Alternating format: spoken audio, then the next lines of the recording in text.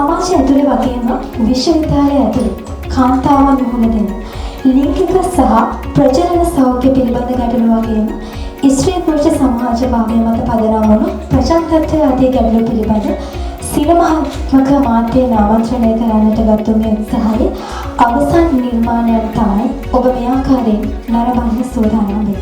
වෙලාවේ අපිත් එක්ක එකතු වෙලා ඉන්න අධ්‍යක්ෂකවරිය ඔක්කොගෙම කුළුතුල්ම නිෂ්පාදනය තමයි පළවෙනිම ෂෝට් ෆිල්ම් එක තමයි ඔබ මේ දකින්නේ. ඉතින් මම විශ්වාස කරනවා ඔවුන් කියන්නට උත්සාහ කරපු මැසේජ් එක පණිවිඩය පිළිබඳව ඔබ බලයි. ඒත් එක්කම මේ පණිවිඩය මෙතනින් ඔබට අරගෙන ගිහිල්ලා විශ්වවිද්‍යාලය ඇතුලේ මේ පිළිබඳ සාකච්ඡාවක් නිර්මාණය කරයි කියලා. Like these filmmakers are inviting us to have a conversation on things that we have been silent for a very long time. I think it crystallizes 3 values. The first one is courage. The courage to speak up. Right? This is something that we are lacking. I know a lot of people are speaking, but few people are speaking up and speaking up for what is right. Kalaniya University brings together a lot of reasons why this festival, this short film festival, should be screened here and to get the message out to as many people as possible.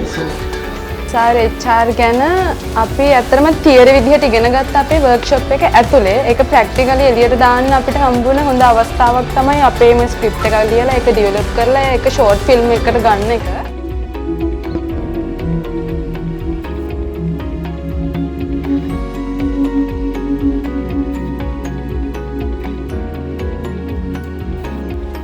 යන්න බෑ. Campus එකේ ඉන්න වැඩිපුරම කෙල්ලුනාට ඒ ගානට වස්රුම් නෑනේ.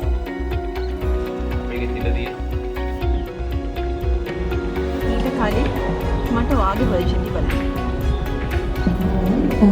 ලෝකයේ මිලියන 500ක් පමණ කාන්තාවන් අද වන විට සමිතිවාදක පාසුකාවල පවතින ගැටලුව හේතුවෙන් විවිධ පීඩාවන් වලට පත් වෙනවා. මොකද සමාජයේ වැරණම එක අර ඔසප් වීම කියන දේ ලකින හරි මැජික් එකක් විදියට.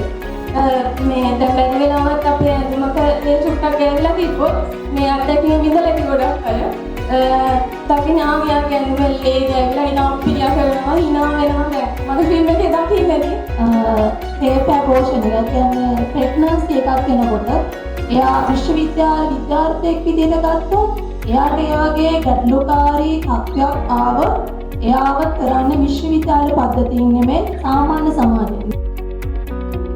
ඔවුන් විසින් නිර්මාණය කරනු ලැබූ මේ නිර්මාණ ඔස්සේ සංවාදයක් විවෘත වෙනවා නම් හොඳයි.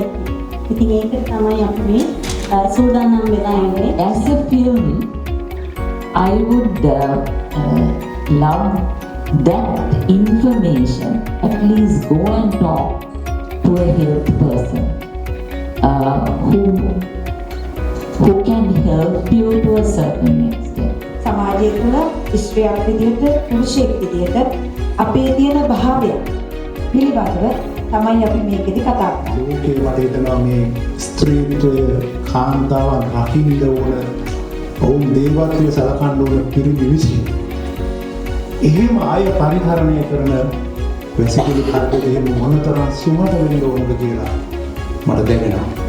හැබැයි එහෙම සුමට නැති ලෝකෙක අපි ජීවත් වෙන්නේ අපිට ඒවනිකම් උරුම නෑ වගේ. මම හිතනවා රටක් ලෝකයක් දියුණුවනත් එක්ක මේ වගේ කාලීන ප්‍රශ්න ගැන කතා කරන්න විද්‍යාර්ථීන් වශයෙන් සමාජයට දායාද කරන්න ඕනේ. මොකද ෆිල්ම් කියන්නේ ලෝකයේ තියෙන ප්‍රබලම අවියක්. මොකද සමාජයට පණිවිඩයක් ගෙනියන්න.